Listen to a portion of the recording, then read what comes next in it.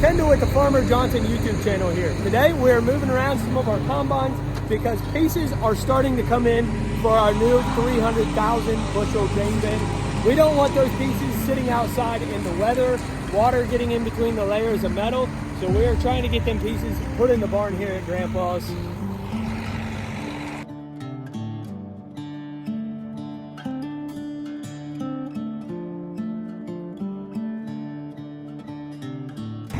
Right there is where the new bin is going.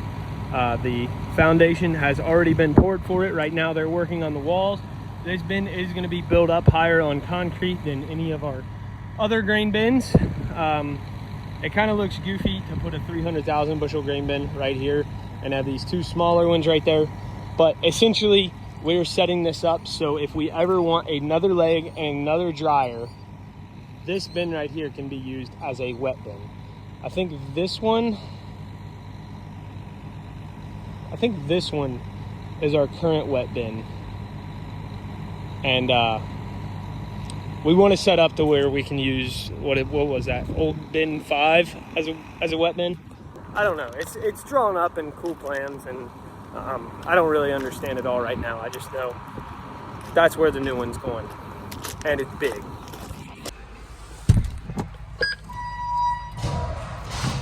Oh, she's dead. Take two.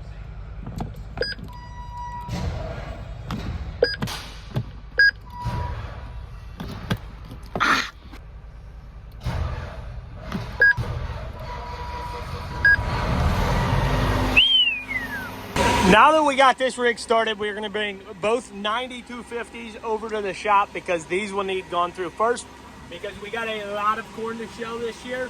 And the 9250s are the main combines that shell all the corn. My 9240, it shells a good bit of corn, but nothing close to the 9250s. The 9250s have only ever seen corn. They have never cut beans. Well, I'll change that. This 9250 cut beans for 3 days the first year we had it. Other than that, they've never seen beans. All they do is shell corn. This is the 9250, this is the 9250. We're gonna take both of these 9250s out of this bay. The 9240 and the 9230 are gonna come back in this bay, and in this bay that we swept out, we will have to put grain bin parts in. This combine is dirty because we did custom cut some wheat with it, as you can see. It was kind of an odd scenario. We don't get into cutting wheat. We don't raise any wheat ourselves, but it was a custom deal, and it wasn't many acres. It was like, I don't know, 70 or something like that.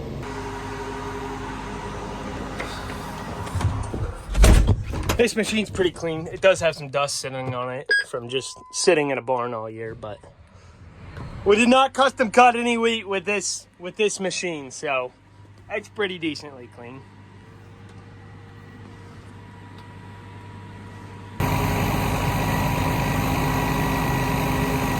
Pull this 9240 back up there and then help Dad sweep out the barn, and then we'll be off to the races. Don't want to forget to do that. That is the battery disconnect. That basically shuts it off to where there's nothing that can be drawing power from the batteries. The 9250 that was dead, somebody forgot to turn that, and if you don't turn it, they usually draw a little bit and your equipment ends up dead. We'll get this 9230 pulled in, and then both the 50s here can get brought over to the shop.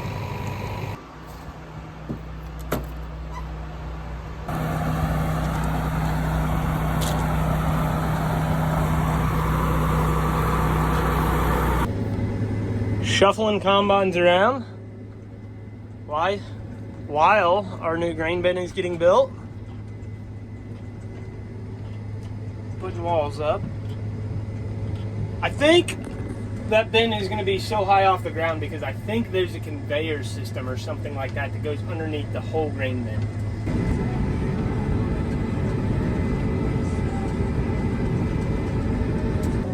Oh, he's turning.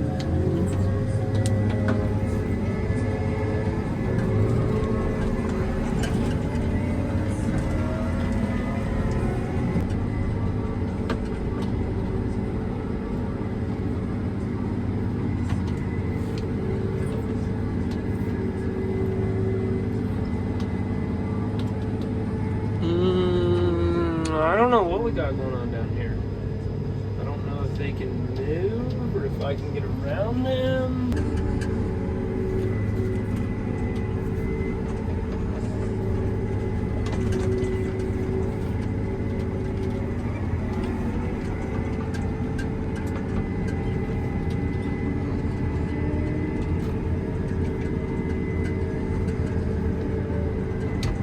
I don't even know where to park the two combines right now.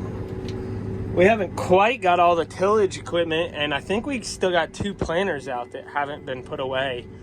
Just been trying to work over stuff, and then we got the tree line jobs going on.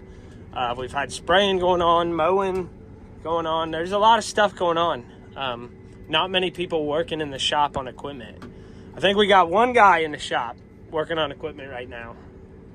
So, yeah, there's been a lot going on, and yeah, it's just a late planting season. We got done late, and that kind of pushed everything back, and washing equipment was late, and working over equipment was late. It just kind of pushed everything back.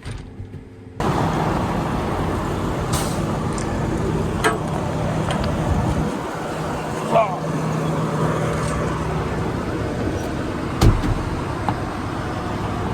Machine number 2, heading over to the shop, leaving the bin side here. Boy, that's gonna change it. You had another big old grain bin right there. That's really gonna change the look of everything.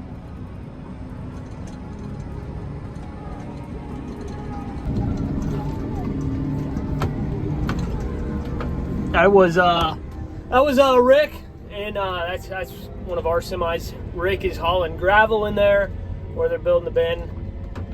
That's what he's doing. No grain getting hauled, just gravel.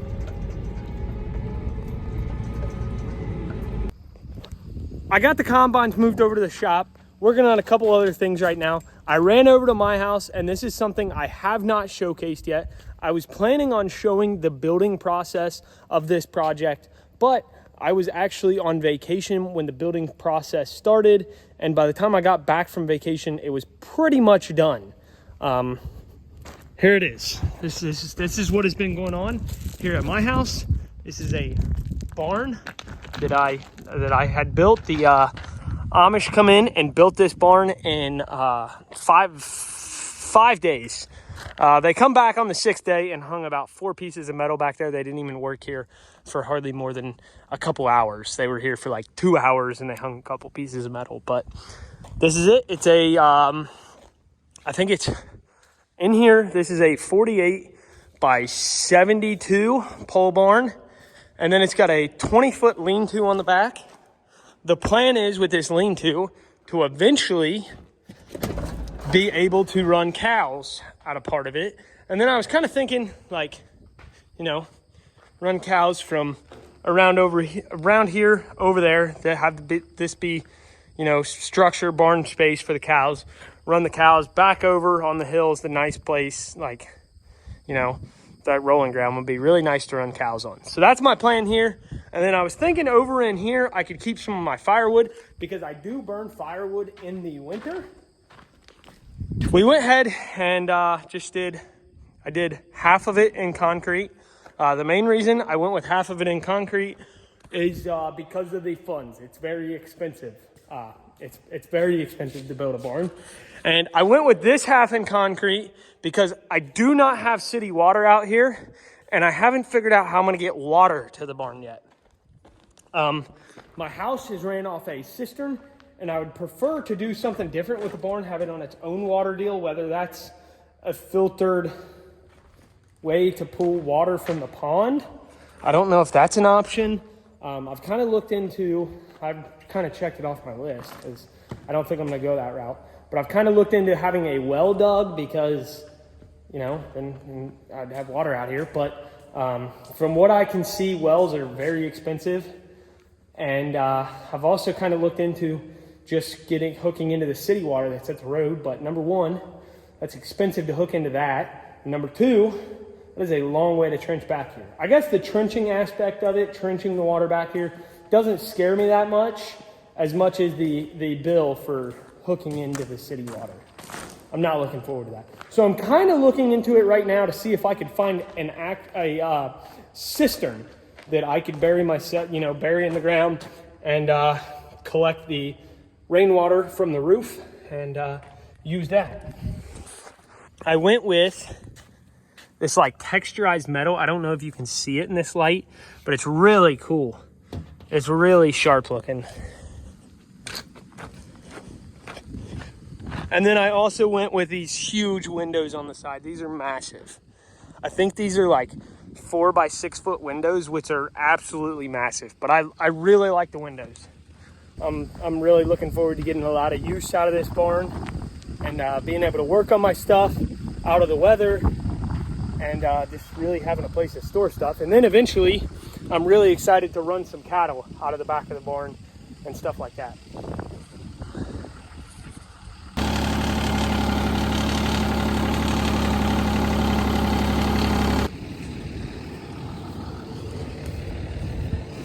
Let's see. Oh yeah, that's not going anywhere.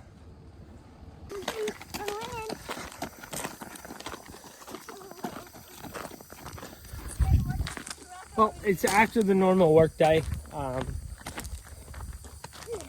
Went home here. Ate some dinner. We are walking out to the barn right now, me and the boys. I think Bailey's coming out. And we're gonna hang out here. And I'm gonna get the skid loader. I got some, I don't think that's 304 Crusher Run. I don't think it's that. It's called something else. But I got some of it. It packs really nice. I'm gonna start putting some of it in the barn here around the edge of the concrete to kind of slope it down. Make it an easier transition all along this concrete so it's not just a completely huge drop off. Then I would like to get some of it sealed up around the bottom, get it, piled up about yay high all the way around there, just so I don't have any critters trying to dig under the board. This side, I already have it done. I piled gravel all along the outside, got it sloped real nice. I do not have this side done. I didn't do the outside of this wall just because we had to do the electric stuff on that side. So probably not going to do that tonight. I don't know if I have enough gravel to do all this, but I definitely want to get all this concrete here sloped off. Nice, easy transition. And this concrete right here sloped off. Nice, easy transition. And kind of got the wrong bucket for the job for moving gravel. It's a massive bucket. Dad bought this years ago for feeding silage to the cows. It's a little bit too big to be trying to do some nice grading work with the with gravel, but it'll work. We're just bringing some gravel in, so.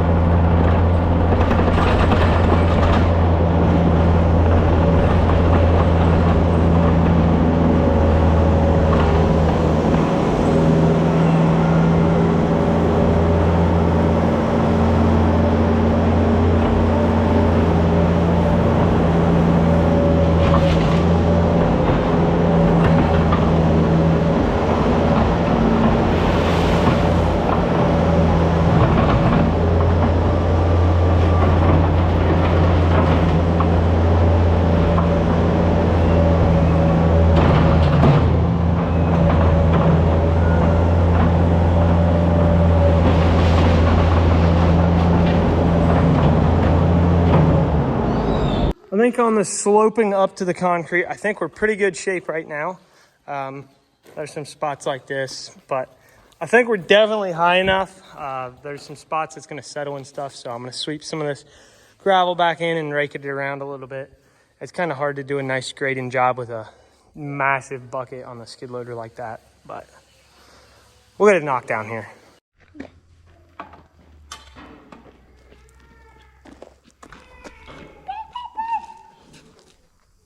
I'm going through the door. Go ahead. Door.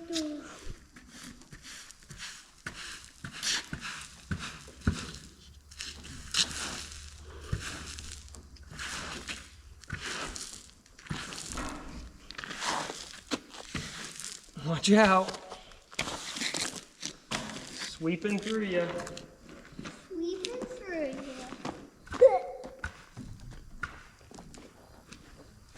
Pretty much, we don't want the critters digging through this, right, Dad? What? We don't want the critters digging through this, right? Right. Go up. We don't want the critters in the barn.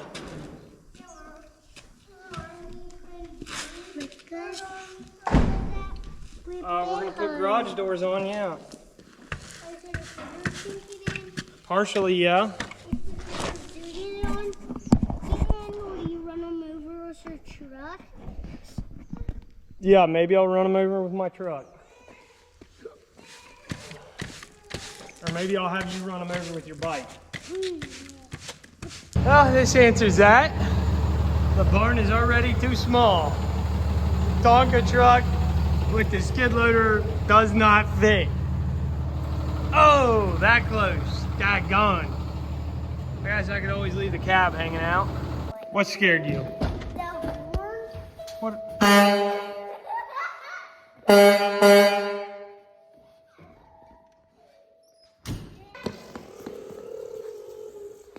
Yep, this is the fleet. My pickup, Tonka truck, the race car. See the race car? I didn't buy that. Bailey bought that when she was 16, and I married her for that car right there. I knew someday I would inherit this car right there. It's why I married her. And I bought her a salvage title Expedition, and she gave me that. It's a pretty good trade on my end. A salvage title Expedition with 2 different colored wheels on it.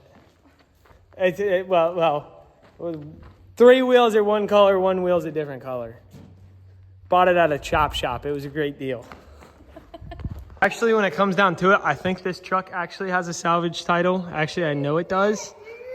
And Ford Expedition has a salvage title. So these are by far right here the 2 nicest vehicles I own. The race car and the Tonka truck, baby. The only vehicles I have that don't have a salvage title.